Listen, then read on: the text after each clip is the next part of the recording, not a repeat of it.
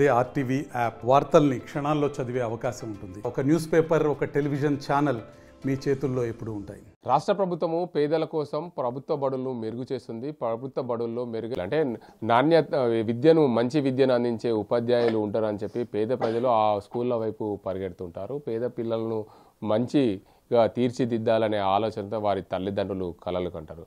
అందులో భాగంగానే నిజామాబాద్ జిల్లాలో ఓ బాలిక 10వ తరగతి చదువుతుంది. అశ్విత అనే అమ్మాయి నిజామాబాద్ జిల్లా దుబ్బా ఉన్నత పాఠశాలలో 10వ తరగతి చదువుతున్న అశ్వితను టీచర్ కొట్టడంతో చెయ్యి విరిగిపోయింది. అసలు మనతో అశ్విత ఉంది. అసలు ఏం జరిగింది, ఆ టీచర్ ఎందుకు కొట్టాడు అనే అంశానికి సంబంధించి అశ్వితను అడుగు. అమ్మ చెప్పండి, ఏం జరిగింది అసలు ఆ రోజు, ఎట్లా ఎందుకు కొట్టాల్సి వచ్చింది సార్? తను ఫస్ట్ ఏమన్నది, మీకు ప్రిపేర్గా అండి టెస్ట్ పెడతా అని అన్నది. దాని తర్వాత ప్రిపేర్కి మేమందరం టెస్ట్కి మేమందరం ప్రిపేర్ అయ్యి కూర్చున్నాం. అయితే ఒక్క జామెంట్రీ బాక్స్ మేము 4 మెంబర్స్ షేర్ చేసుకుంటున్నాం. షేర్ చేసుకుంటే నాకు అన్నది, నీకు రాదా అంటే, మేడం నేను 10 మినిట్స్ తర్వాత చూపెడతా, తను రాస్తుంది కదా, తను రాసిన తర్వాత నేను చూపెడతా, మేము షేరింగ్ చేసుకుంటున్నాం అంటే, లేదు నీకు రాదని చెప్పచ్చు కదా, లేవు అని అన్నది. అయితే లేదు మేడం నేను చేసి చూపెడతా అంటే, లేవు నువ్వు తినాల్సిందే దెబ్బలు అనుకుంటా నాతో అన్నది. అయితే నువ్వు ఎస్టర్డే ఎందుకు హాఫ్ డే వెళ్ళినావు అని అంటే, ఎవరితో వెళ్ళినావు అనుకుంటా నాతో వల్గర్ లాంగ్వేజ్ యూజ్ చేసింది. మా మమ్మీకి ఫోన్ చేసి కూడా మాట్లాడింది. అయితే మీ మమ్మీకి ఎవరు చెప్పిర్రు దెబ్బలు నేను కొట్టినా అని, అసలు ఇంటి దాకా ఎందుకు వెళ్ళింది నేను మ్యాటర్ అది, నేను నీకు కొట్టినానని మీ పిన్ ఏమైనా కలెక్టరా, మీ పేరెంట్స్ ఏమైనా కలెక్టరా, అయినా కానీ వాళ్ళ లెవెలేడా నా లెవెలేడా అని అనుకుంటా నాకు అన్నది.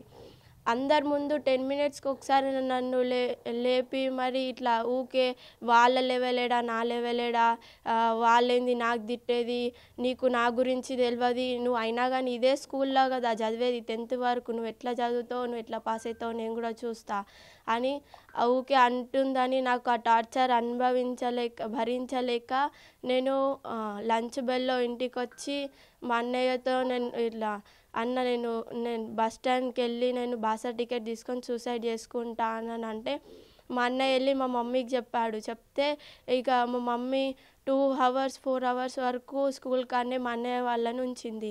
దాని తర్వాత మా మమ్మీ 4 వరకు డ్యూటీ నుంచి వచ్చేసింది. దాని తర్వాత మేడంకి అడిగింది, అసలు ఏంటి ఇది, ఎందుకు కొట్టారు మేడం అని అంటే, మా మమ్మీ మీదకే సార్స్ వాళ్ళందరూ స్టాఫ్ అందరూ మీదకి వచ్చి ఎందుకు కొట్టద్దు అని అనుకుంటా మా మమ్మీకి కూడా ఇట్లా తిట్టినట్టు మాట్లాడారు. అయితే టీచర్ ఏమంటుంది ఇప్పుడు, మీ మమ్మీకి చెప్పుకుంటే ఏం కాదు, ఎవరికి చెప్పుకున్నా ఏం కాదు, అది ఇది అనుకుంటా నాతో అన్నది.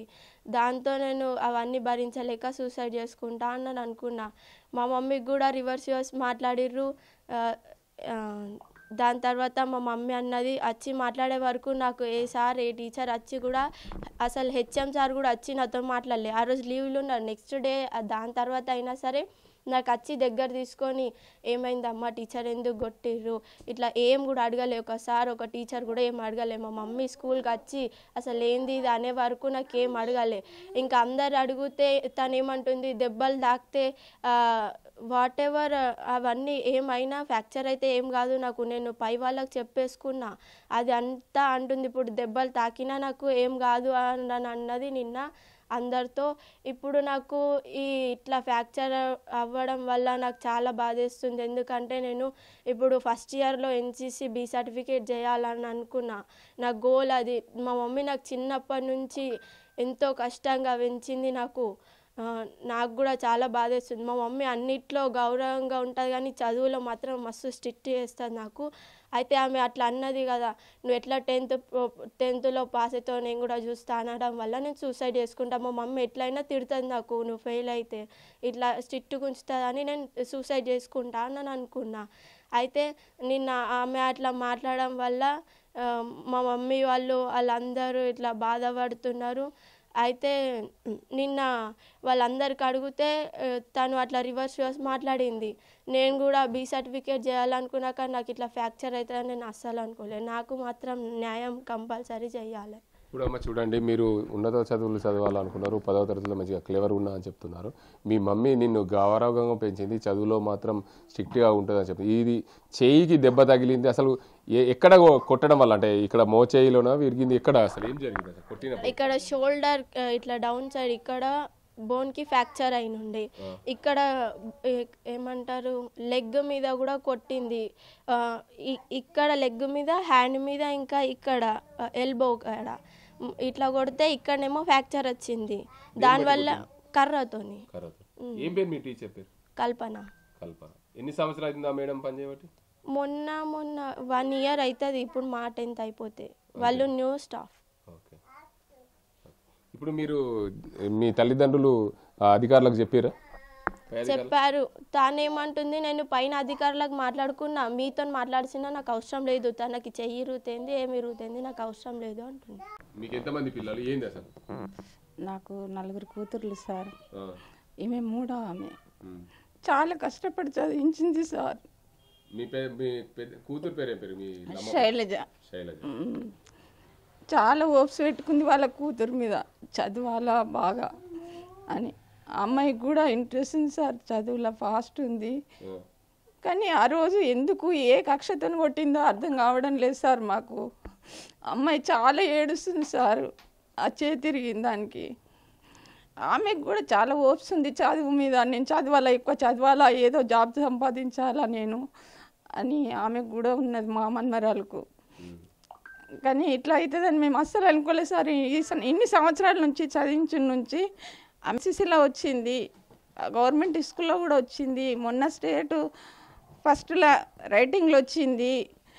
ఏ కారణం చదువు రాకుంటే కొట్టచ్చు, ఆమెకి ఏ దాంట్లో చదవలేదని ఏ కారణంతో కొట్టింది, అది కావాలా, మాకు న్యాయం కావాలి సార్, మా పాపకు న్యాయం కావాలా. మా కూతురు మా మన్మరాలు కూడా చాలా కష్టపడి చదివింది సార్. మాకు చాలా బాధ అనిపిస్తుంది సార్. మేము రాత్రి పోవాలనుకుంటా, మా కూతురు కష్టపడి ఎంత చదివించింది, ఎంత భయం చూపించింది, చదువులో చాలా భయం చూపించింది ఆమెకు వాళ్ళ అమ్మ. చిన్నప్పటి నుంచి నువ్వు చదవాలా. ఒక్క ఆమెనే సార్, ఇవి ఒక్క ఆమెనే. ఆ ఒక్క ఆమె మీదనే ఎన్నో ఓప్స్ పెట్టుకుంది వాళ్ళ భర్త కూడా. చూడలేదు సార్, ఆమె ఒక్కతే కష్టపడి చదివించింది, ఫీజు కట్టి గవర్నమెంట్ స్కూల్ వేసింది 5వ క్లాస్ నుంచి. ఇప్పుడు ఇలా జరిగింది సార్. మాకు చాలా బాధ అనిపిస్తుంది సార్, న్యాయం చేయాలి మాకు ఎవరైనా కానీ. సరే అనే టీచర్ నన్ను అనరాని మాటలని నన్ను తిట్టింది, కొట్టింది. నేను జామెట్రీకి సంబంధించిన బాక్స్ను ఒక 15 నిమిషాల తర్వాత నేను దానికి సంబంధించి పూర్తిగా నీకు రాసి ఇస్తాను అన్న క్రమంలో నీవు నిన్న మధ్యాహ్నం ఎక్కడ పోయినావు, ఎందుకు పోయినావు చెప్పకుండా అని చెప్పి నన్ను తిట్టింది. ప్రతిరోజు ఆమె టార్చర్ వలన నేను ఆత్మహత్య చేసుకోవడానికి నిర్ణయించుకొని మా అన్నకు చెప్పాను. అన్న ఒక 100 రూపాయలు ఇవ్వు, నేను బాసర వెళ్ళి ఆత్మహత్య చేసుకుంటున్నా అనే క్రమంలో చెప్పిన నేపథ్యంలో మా అన్న సంబంధించిన మా అమ్మకు చెప్పడంతో మా అమ్మ మమ్మల్ని కాపలగా 4 గంటల పాటు స్కూల్ దగ్గర మా అన్నలను కాపలా పెట్టింది. మా అమ్మ డ్యూటీ అయిపోయిన తర్వాత రాగానే ఆ టీచర్ పైన మాట్లాడడంతో నీవు ఏం చేసుకుంటావో చేసుకపో అని టీచర్ మా అమ్మని కూడా తిట్టడం. దానివల్ల నేను చాలా ఇబ్బంది పడుతున్నాను. ఎందుకంటే నేను ఇంటర్మీడియట్ ఫస్ట్ ఇయర్లో ఎన్సీసీకి సంబంధించిన బి సర్టిఫికేట్ తీసుకునే దాన్ని ఈ చెయ్యి ఫ్రాక్చర్ కావడం వల్ల నా గోల్ మిస్ అవుతుందని చెప్పి అశ్విత చెప్తున్న పరిస్థితి. ఇది దుబ్బా కేంద్రంలో ఉన్న ఉన్నత పాఠశాల. ఇక్కడ రోజుకు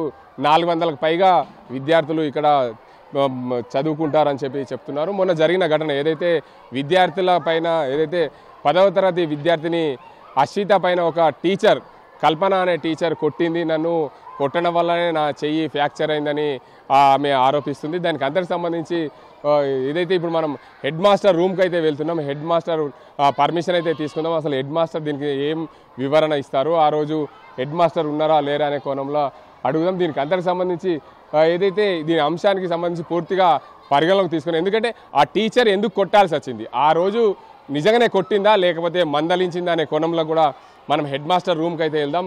హెడ్ మాస్టర్ని అడిగి తెలుసుకుందాం. ఈరోజు ఉన్న హెడ్ మాస్టర్ అసలు ఏంది పరిస్థితి, ఈ స్కూల్లో 400 విద్యార్థులను మెయింటైన్ చేయాలంటే ఆషామాషి కాదు అని ఉపాధ్యాయులు అయితే ప్రతిరోజు వాళ్ళు పడుతున్న బాధలు ఇంత అంత కాదని చెప్తూ ఉంటారు. అదేవిధంగా అసలు పరిస్థితి ఏం జరిగింది, ఆ కల్పన అనే టీచర్ ఆ అశ్విత మేడంను ఎందుకు అశ్విత అనే విద్యార్థిని ఎందుకు కొట్టాల్సి వచ్చింది, కల్పన మేడం కొట్టడం వల్లనే నా చెయ్యి ఫ్రాక్చర్ అయింది, నన్ను హరాస్మెంట్ చేస్తుంది అంటున్నారు. ఇక్కడ ఇన్ఛార్జ్కి సంబంధించిన హెడ్ మాస్టర్ ఉన్నారు. అయితే ఈ దుబ్బా పాఠశాలలో రెగ్యులర్గా ఉండే హెడ్ మాస్టర్ అయితే లేడు, ఇన్ఛార్జ్ హెడ్ మాస్టర్.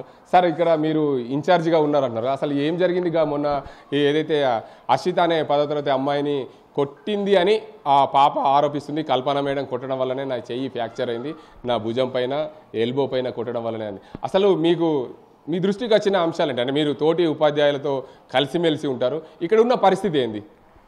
ఆ రోజు నేను కూడా లేను సార్. నాకు ఆల్రెడీ వేరే ఓడి ఎస్ఎస్సి ఎన్ఆర్ వెరిఫికేషన్ కొరకు డ్యూటీ వేసారు కాబట్టి నేను లేను కాబట్టి తెలియదు ఆ రోజు ఏం జరిగింది. అంటే వాస్తవంగా టీచర్లు అన్నప్పుడు సాధారణంగా పిల్లల్ని మందలిస్తుంటారు చదువు విషయంలో కానీ ఇంకా ఏదైనా విషయం.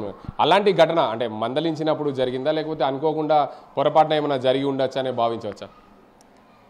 మామూలుగా అందరికీ పిల్లలను అందరిని ఎట్లా ట్రీట్ చేస్తారో మేడం కూడా అట్లనే ట్రీట్ చేసారు సార్, అంతే తప్ప వేరేది ఏం లేదు అందులో.